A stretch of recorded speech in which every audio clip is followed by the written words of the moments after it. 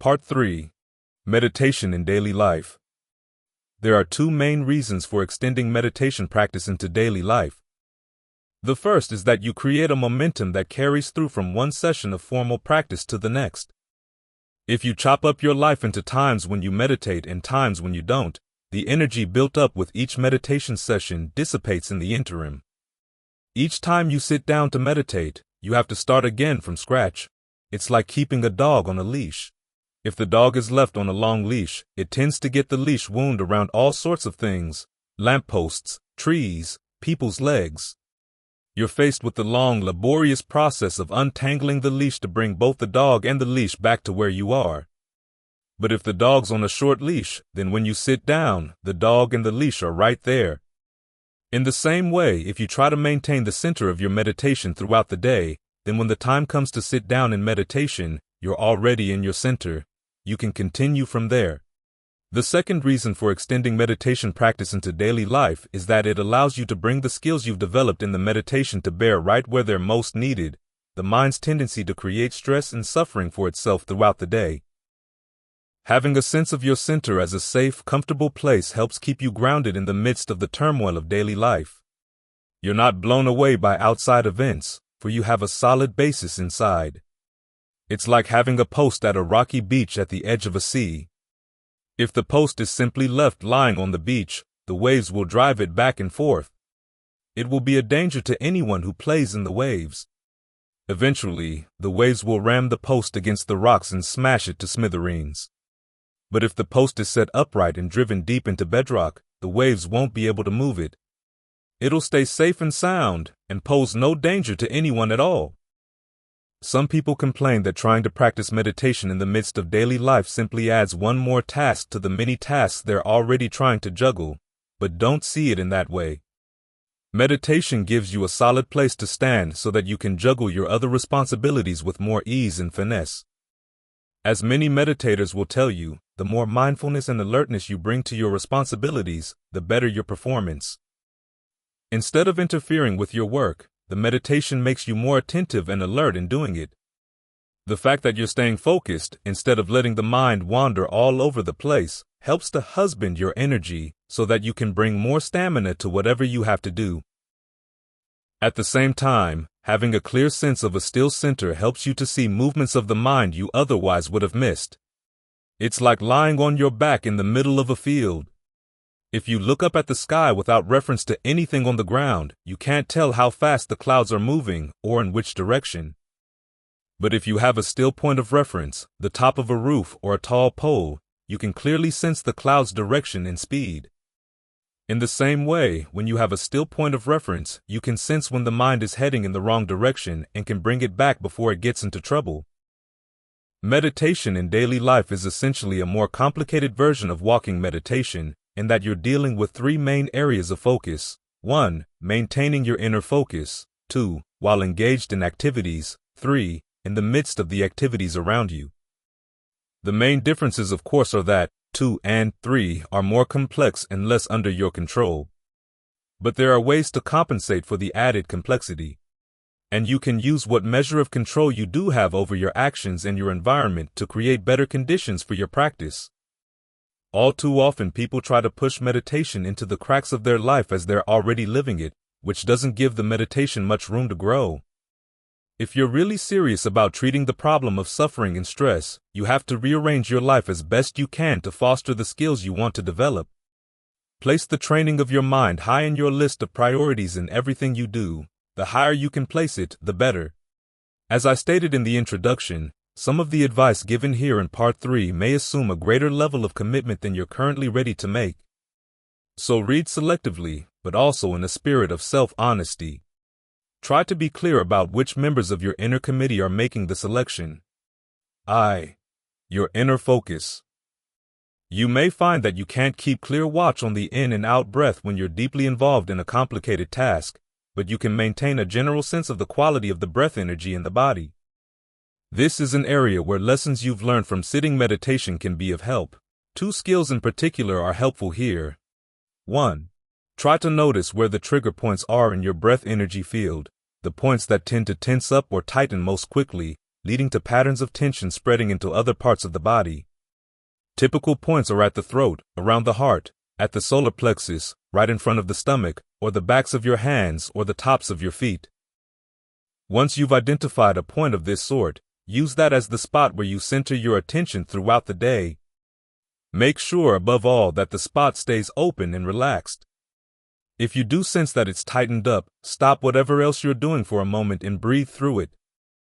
In other words, send good breath energy into that area and allow it to relax as soon as you can. That will help disperse the power of the tension before it takes over other parts of your body and mind. In the beginning, you may find yourself wandering away from your spot more than you're staying with it. As with the sitting meditation, you have to be patient but firm with yourself. Each time you realize that you've lost your spot, come right back to it and release any tension that's developed in the meantime. You might find it useful to set reminders for yourself, for instance, that you'll make a special effort to be in your spot each time you cross a road or come to a red light. Over time, you can set your goals higher and aim at longer stretches of time where you're centered and relaxed. You'll be fighting some old subconscious defensive habits as you do this, so it may take time to master this skill. But if you persist in keeping your spot relaxed, you'll find that you carry less tension throughout the day.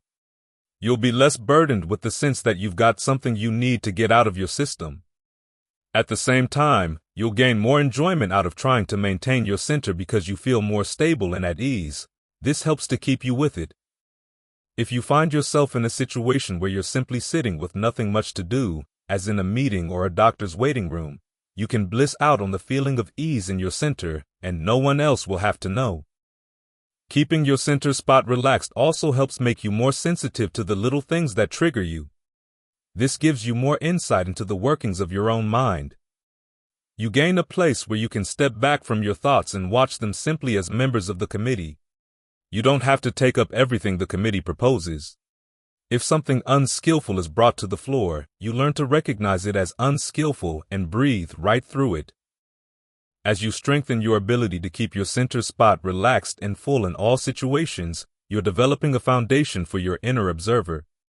Developing this identity in the mind helps you to go through the day with less emotional expense and to notice things in yourself and in your surroundings that you never noticed before. In other words, it's a good foundation for discernment to arise in the course of your daily activities. It also strengthens the discernment you bring to your formal meditation. 2. The second useful breath skill as you go through the day is to fill your body with breath and awareness when you're in a difficult situation, and especially when you're confronted with a difficult person. Think of the breath as a protective shield so that the other person's energy doesn't penetrate yours. At the same time, visualize that person's words and actions as going past you and not as coming straight at you. This helps you feel less threatened and enables you to think more clearly about how to respond in an appropriate way. And because you're creating a force field of good solid energy, you might have a calming and stabilizing effect on the people in the situation around you. This is also a good skill to master when you're dealing with people who come to tell you their troubles. All too often, we subconsciously feel that if we don't absorb some of their pain, we're not being empathetic. But our sense of absorbing their energy doesn't really lighten their load, it simply weighs us down. You can still be empathetic and even see their problems more clearly if you stay inside a clear cocoon of good breath energy. That way you don't confuse their pain with yours. Ideally, you want to combine these two breath skills into one, as you would in walking meditation. In other words, keep your focus on your chosen spot as your default mode, but learn how to expand the breath and the awareness from that spot to fill the whole body as quickly as possible whenever you feel the need. That way you're prepared for whatever comes up in the course of the day. 2. Your activities. You'll quickly discover that the things disturbing your meditation in daily life don't all come from outside. Your own activities, what you do, say, and think, can also throw you off balance. This is why the principle of restraint is an essential part of the practice. You make a point of refraining from doing things and directing your attention in ways that will undo the work of your meditation. It's important not to think of restraint as confinement, restricting the range of your activities. Actually, it's a door to freedom, freedom from the damage you do to yourself and the people around you. Although some of the traditional forms of restraint may seem confining at first, remember that only the unskillful members of the committee are feeling hemmed in. The skillful ones who have been trampled underfoot are actually being given some space and freedom to develop and grow. At the same time, the practice of restraint doesn't mean restricting the range of your awareness. All too often, when we think of doing something or looking at something, we focus simply on what we like or dislike. Restraint forces you to look at why you like or dislike things, and at what happens as a result when you follow your likes and dislikes. In this way, you broaden your perspective and gain insight into areas of the mind that otherwise would stay hidden behind the scenes. Restraint is thus a way of developing discernment. Some members of the mind's committee like to argue that you'll understand them only when you give in to them, and that if you don't give in to them, they'll go underground where you can't see them. If you fall for that argument, you'll never be free of their influence. The only way around it is to be persistent in refusing to believe it, for then you get to see their next line of defense, and then the next.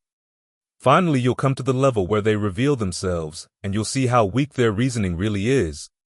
So here again, restraint is a way of developing discernment into areas that indulgence keeps hidden. Another way of thinking about restraint is to regard meditation as an exercise in developing a home for the mind, a place inside where you can rest with a sense of protection and gather nourishment for the mind. If you lack restraint, it's as if the windows and doors of your inner home were open 24 hours a day. People and animals can come and go and leave whatever mess they want. If you close your windows and doors only when you practice formal meditation, you get forced into the role of a janitor each time you start to meditate. And you'll find that some of the people or animals that have wandered into your home won't be willing to leave. They'll eat up all the nourishment you've gathered, and you won't have any left for yourself. So you have to gain a sense of discernment as to when you should open and close your windows and doors. That way your mind will have a good home. If you're afraid that restraint will deprive you of your spontaneity, remember the harm that untrained spontaneity can cause. Think of the things that you said or did on the spur of the moment that you then regretted for a long time afterwards. What you thought was your natural spontaneity was simply the force of an unskillful habit, as artificial and contrived as any other habit. Spontaneity becomes admirable and, in the zone, only when it has been trained to the point where skillful action becomes effortless. This is what we admire in the greatest artists, performers, and sports stars. Their spontaneity required years of training. So look at restraint as a way of training your spontaneity to become effortlessly skillful. This may take time, but it's time well spent. There are 3 traditional ways of exercising restraint: developing a sense of moderation in your conversation, following precepts, and exercising restraint over your senses. Moderation in conversation. Lesson number 1 in meditation is keeping control of your mouth. If you can't control your mouth, there's no way you're going to control your mind. So, before you say anything, ask yourself, 1. Is this true? 2. Is this beneficial? 3. Is this the right time to say this? If the answer to all 3 questions is yes, then go ahead and say it. If not, then keep quiet. When you make a habit of asking yourself these questions, you find that very little conversation is really worthwhile. This doesn't mean that you have to become unsociable. If you're at work and you need to talk to your fellow workers to create a harmonious atmosphere in the workplace, that counts as worthwhile speech. Just be careful that social grease speech doesn't go beyond that and turn into idle chatter. This is not only a waste of energy but also a source of danger. Too much grease can gum up the works. Often the words that cause the most harm are those that, when they pop into the mind, are allowed to go unfiltered right out the mouth. If observing the principle of moderation in conversation means that you gain a reputation for being a quiet person, well, that's fine.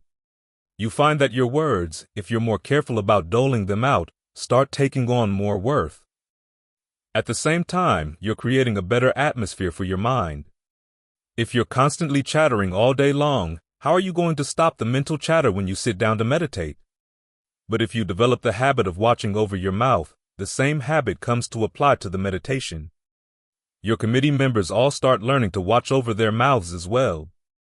This doesn't mean that you have to give up humor, just that you learn to employ humor wisely. Humor in our society tends to fall into the categories of wrong speech, falsehoods, divisive speech, coarse speech, and idle chatter. There's a challenge in learning to use your humor to state things that are true, that lead to harmony, and actually serve a good purpose. But think for a moment of all the great humorists of the past. We remember their humor because of the clever ways they expressed the truth. You may or may not aspire to be a great humorist, but the effort spent in trying to use humor wisely is a good exercise in discernment. If you can learn to laugh wisely and in a good-natured way about the foibles of the world around you, you can learn to laugh in the same way at your own foibles. And that's one of the most essential skills in any meditator's repertoire. Precepts. A precept is a promise you make to yourself to avoid harmful behavior. No one is forcing it on you, but wise people have found that 5 precepts in particular are very helpful in creating a good environment for training the mind. When you take on these 5 precepts, you establish the resolve not to intentionally engage in 5 activities. 1. Killing any person or animal. 2. Stealing, i.e., taking something belonging to someone else without that person's permission. 3. Having illicit sex, i.e., with a minor or with an adult who is already in another relationship or when you are already in another relationship. 4. Telling falsehoods, i.e., misrepresenting the truth. 5. Taking intoxicants. These precepts are designed to counteract some of the blatant ways in which your actions create disturbances, inside and out, that make it difficult to maintain your inner focus. Outside, they protect you from the sorts of actions that will lead to retaliation from others. Inside, they protect you from the 2 attitudes with which you can wound yourself when you know you've harmed yourself or others: low self-esteem or defensively high self-esteem. These 2 forms of unhealthy self-esteem relate to the 2 ways people tend to react to their own misbehavior. You either 1. Regret the actions, or 2. Engage in one of 2 kinds of denial, either A. Denying that your actions did in fact happen, or B. Denying that they really were wrong.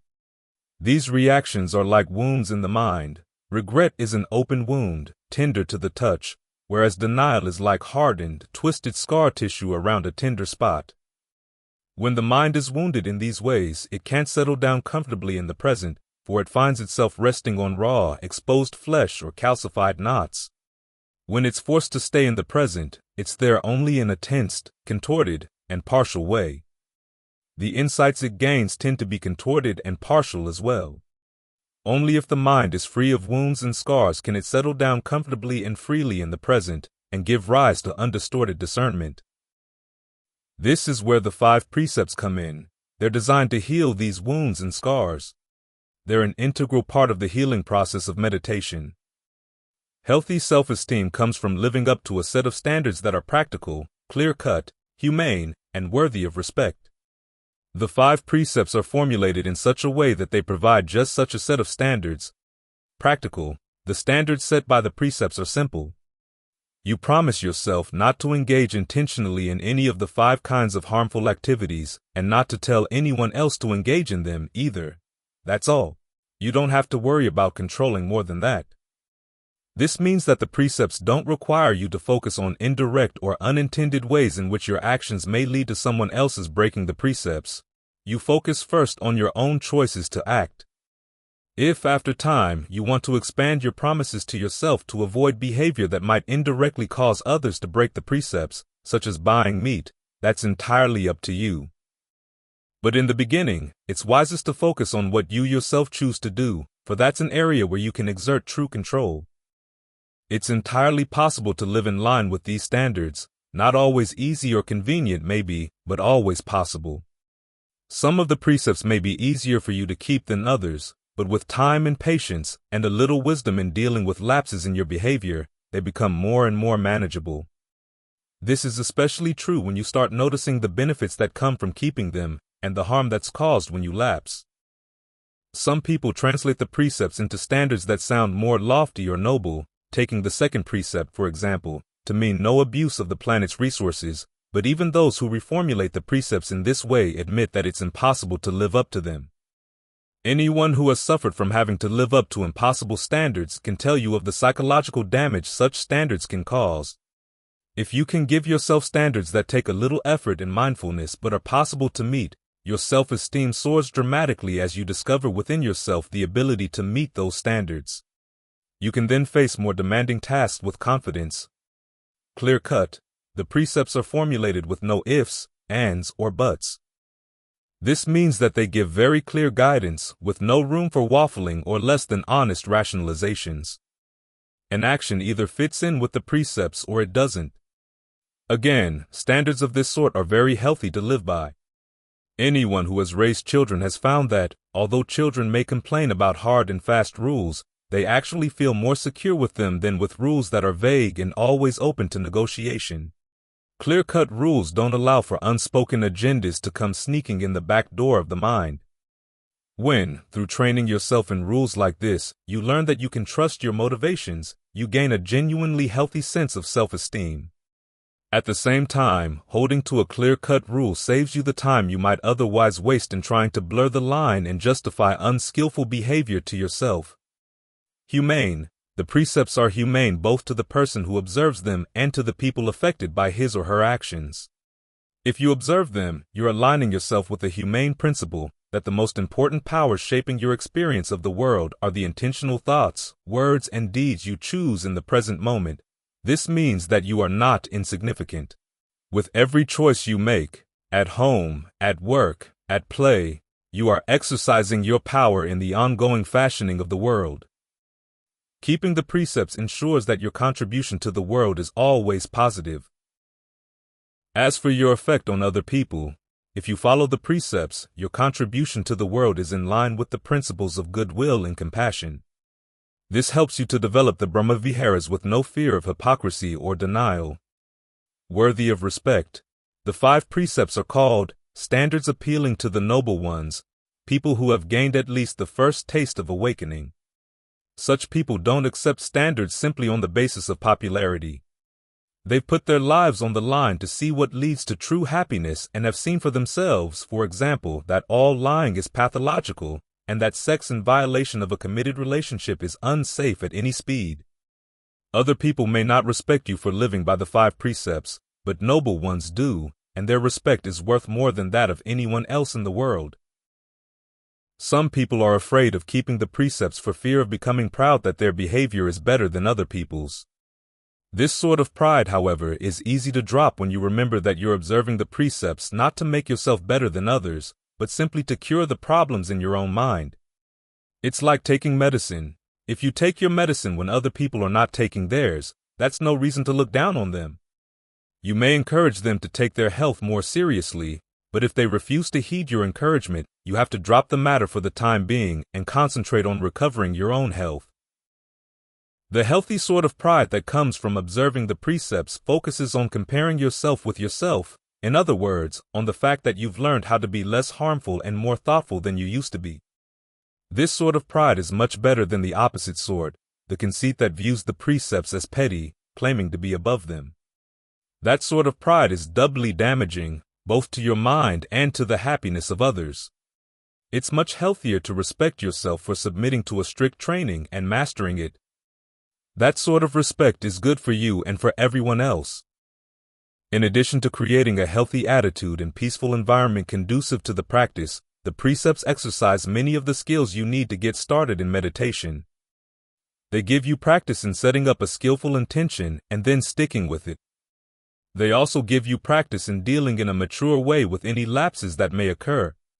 To keep to them successfully, you have to learn how to recognize and acknowledge a mistake without getting tied up in remorse and self-recrimination.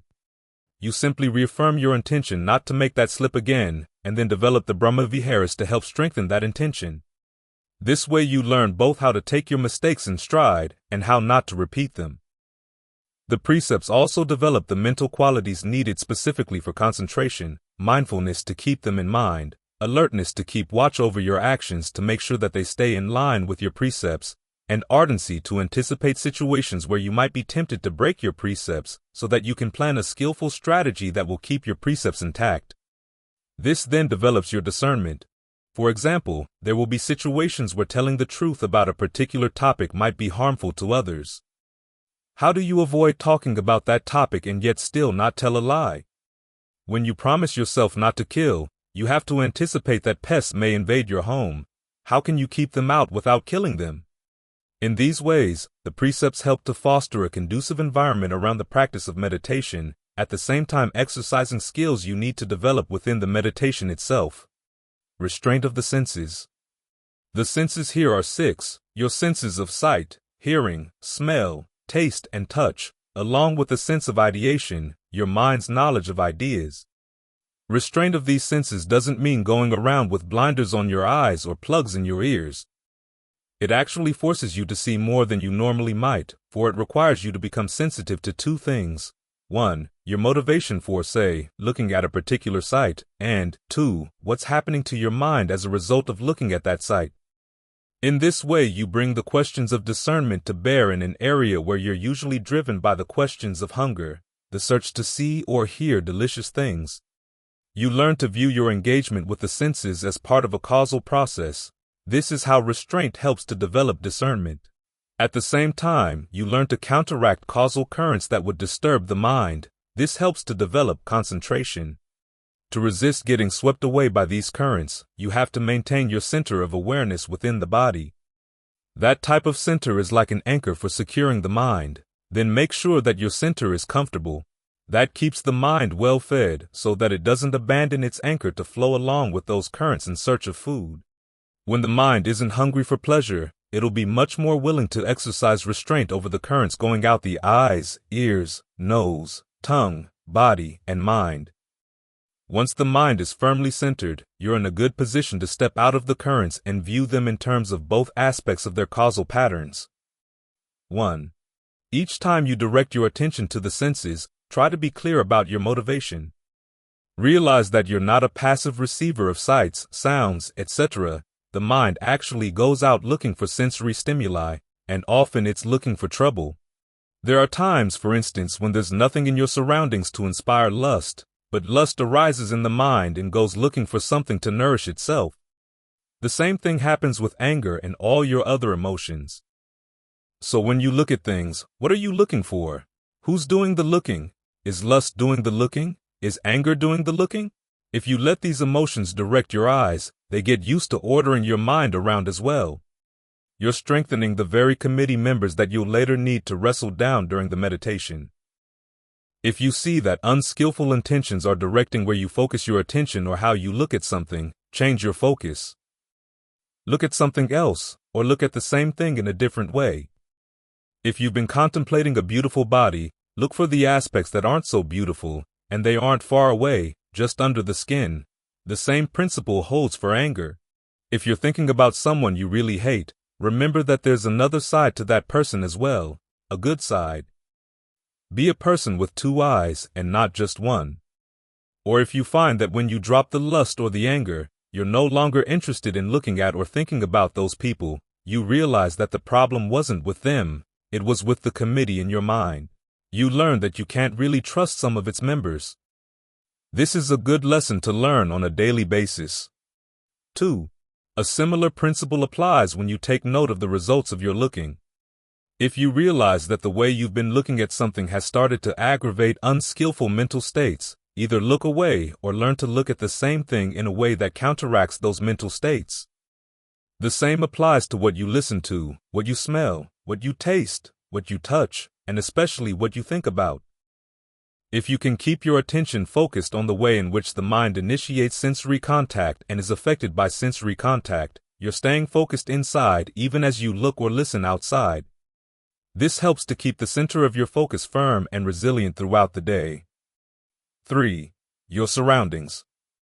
The values of human society, for the most part, fly right in the face of a meditative life.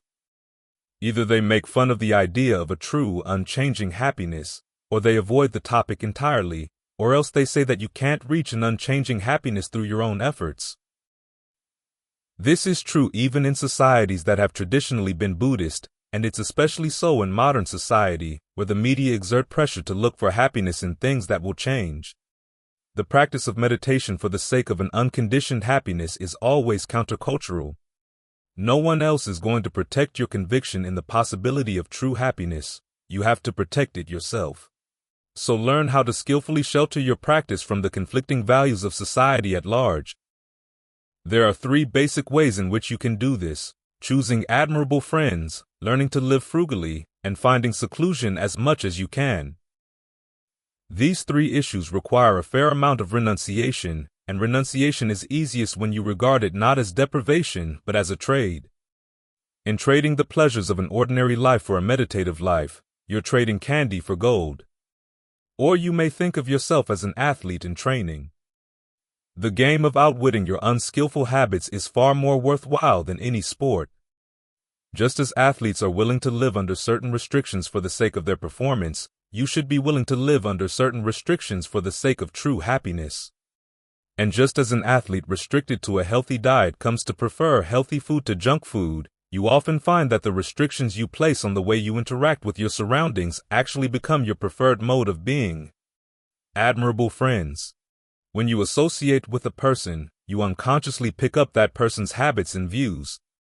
This is why the most important principle in shaping the environment around your daily meditation is to associate with admirable people. Admirable people have 4 qualities. They're virtuous, generous, wise, and have conviction in the principle that skillful qualities should be developed and unskillful qualities abandoned. If you can find people like this, try to associate with them. Notice their good qualities, try to emulate them, and ask them how you might develop more virtue, generosity, wisdom, and conviction yourself. So look around you. If you don't see any people like this, search them out. The problem is what to do with the people around you who aren't admirable, but with whom you have to spend time at home, at work, or at social occasions. This issue is especially difficult if they're people for whom you're responsible, or to whom you have debts of gratitude, such as your parents. You have to spend time with these people. You have to help them. So learn what it means to spend time with people without associating with them, i.e., without picking up their habits and values. The primary principle is that you don't go to them for advice on moral or spiritual issues.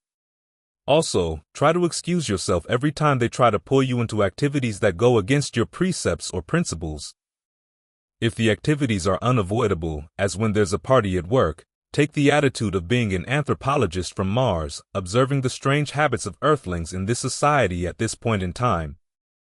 If there are people or situations that tend to bring out the worst in you, and you can't avoid them, sit down and devote a meditation session to planning how you can survive the encounter without getting your buttons pushed and with a minimum of unnecessary conflict.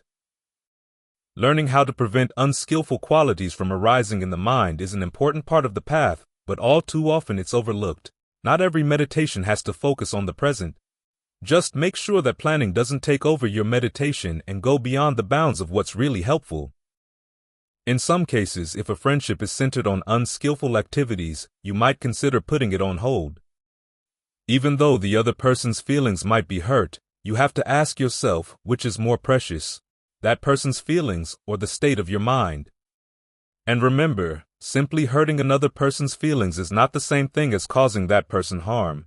You'll eventually have more to offer that person. If you practice seriously, you can become that person's admirable friend. So don't think of your pulling away as an unkind act.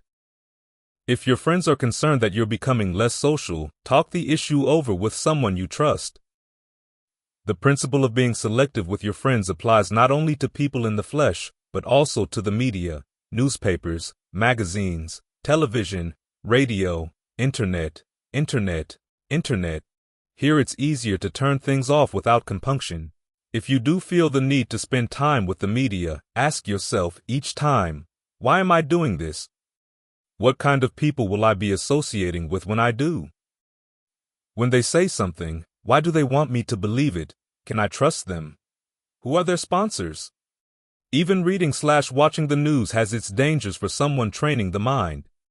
There's nothing wrong with trying to stay informed of current events, but you have to be sensitive to the effect that too much attention to the news can have on your mind. The basic message of the news is that your time is unimportant, that the important things in the world are what other people are doing in other places. This is the opposite of the message of meditation, that the most important thing happening in your world is what you're doing right here, right now. So exercise moderation even in the amount of news you watch. Instead, watch the news being made right at your breath. And when you have news of this sort to report, report it only to people who have earned your trust. Frugality. Buddhist monks are encouraged every day to reflect on why they use the four requisites of life: food, clothing, shelter, and medicine.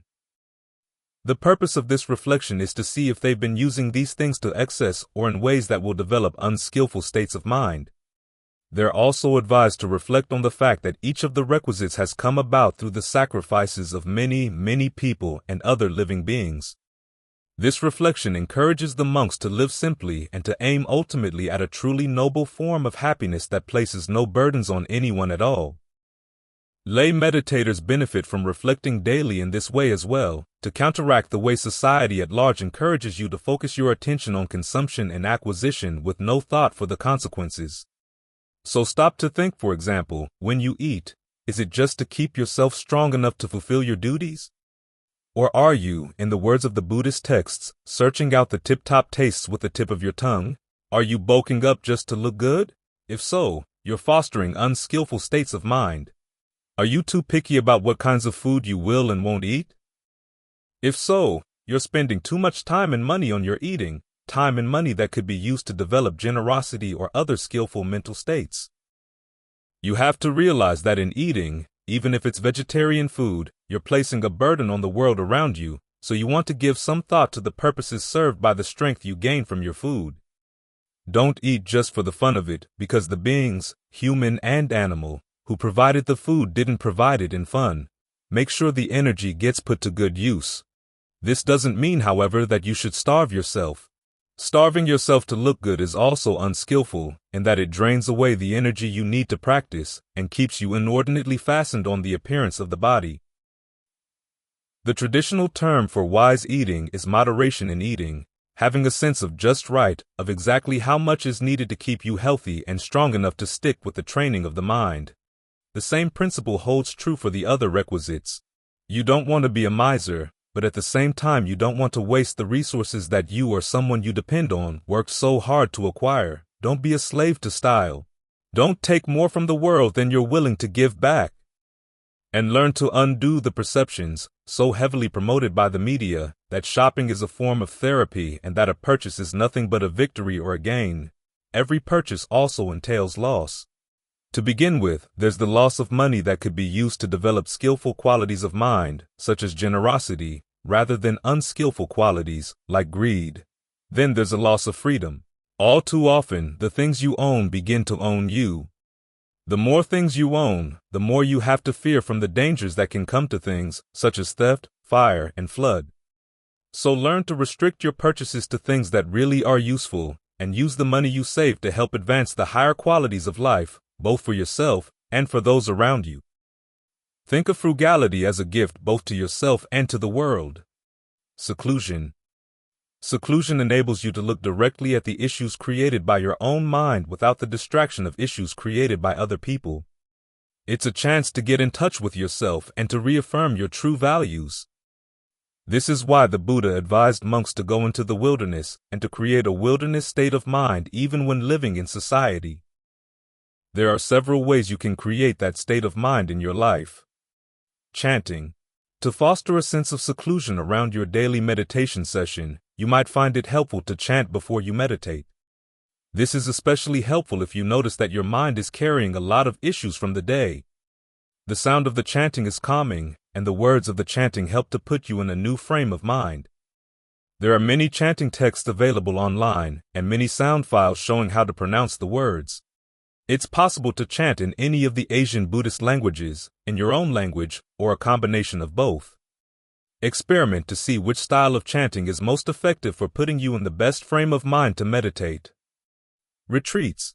In addition to your daily meditation session, it's helpful to find times at regular intervals when you can set aside longer periods of time for meditation practice. This allows you to go deeper into your mind and to recharge your practice in general. There are two ways you can do this, and it's useful to try both. The first is to find time on a regular basis every week or two to devote a larger part of the day than you normally do for the practice. The second is to go on an extended retreat once or twice a year. Traditionally, Buddhists set aside 4 days out of the month, the full moon day, the new moon day, and the 2 half-moon days, for more earnest practice. This is called observing the Appositha, Upio, Satta. The most common way of observing the Appositha involves taking the 8 precepts, listening to the Dhamma, the Buddhist teachings, and meditating. The 8 precepts build on the 5. The 3rd precept is changed from no illicit sex to no sex at all. With the remaining 3 precepts, you promise yourself that for the duration of the day you'll refrain from 6. Eating food during the period from noon until the following dawn.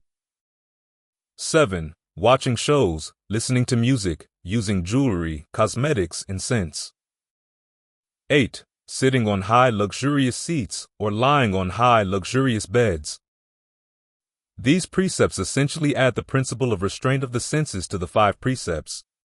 Because they place limits on the pleasure you try to take from each of the 5 physical senses, they encourage you to examine your attachment to the body and to sensual pleasures, and to look for pleasure in training your mind instead. To listen to the Buddhist teachings, you can read a Dhamma book aloud or listen to any of the good Dhamma talks available online.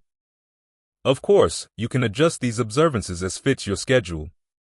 For instance, you can vary the number of times you attempt them in 1 month. You can schedule them for days you're normally off work. If you can't eat before noon, you can simply promise yourself that you won't eat food after the midday meal. If you have friends who are meditators, you might try scheduling an Appositha day together to see if the energy of the group helps or hinders your practice. Although it may seem strange to seek seclusion in the company of others, you may find that it makes the practice feel less lonely, for you can see that you're not the only person bucking the values of society at large. To help foster an atmosphere of seclusion in the group, agree on the amount of conversation you want to engage in. Avoid discussions of politics. Generally, the more silence, the better. You're not meeting to teach one another through words. You're meeting to teach and support one another through example. As for extended retreats, there are many meditation centers offering retreats throughout the year. The advantage of centers like these is that they tend to enforce a set group schedule, which helps to structure your day. This can be important if you're just getting started with meditation and have trouble being a self-starter. Also, the work schedule tends to be minimal. Your food will be cooked for you, so you'll have more time for formal meditation. However, you have to be careful in choosing a good center. Many are run as businesses with sizable staffs. This drives the fees up and drives the Dhamma away from what the Buddha taught and in the direction of what pleases a large clientele. Some centers will apply subtle pressure at the end of the retreat for you to give a donation to the center or the teachers of the retreat, claiming that this is an ancient Buddhist custom. The tradition of giving donations is a Buddhist custom. The tradition of applying pressure for donations is not. If the Dhamma taught on the retreat goes against what you know is true, avoid the Dhamma talks and meditate someplace else in the center. If you're not sure, meditate during the Dhamma talks, giving all your attention to your meditation theme. If anything in the talk is relevant or helpful to what you're doing, it will come right to your attention. As for everything else, you can let it pass. Even the centers run on a donation basis can teach very strange versions of the Dhamma. If you sense anything of a cultish atmosphere at a center, leave immediately. If they refuse to let you leave, make a scene. Remember, you have to protect your mind.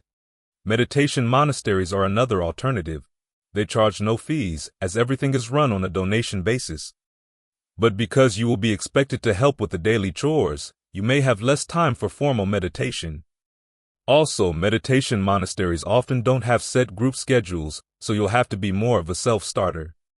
And even here, you have to be discriminating in how you listen to the Dhamma. You can also search the internet for centers that allow you to rent a small cabin to meditate on your own. Another alternative is to go camping. In the United States, state and national forests and federal BLM, Bureau of Land Management, land tend to provide more opportunities for seclusion than state and national parks, as they don't force you to stay in campgrounds. Being in the wilderness also helps to put many of the issues of your daily life into a larger perspective. There's a reason why the Buddha went into the wilderness to gain awakening.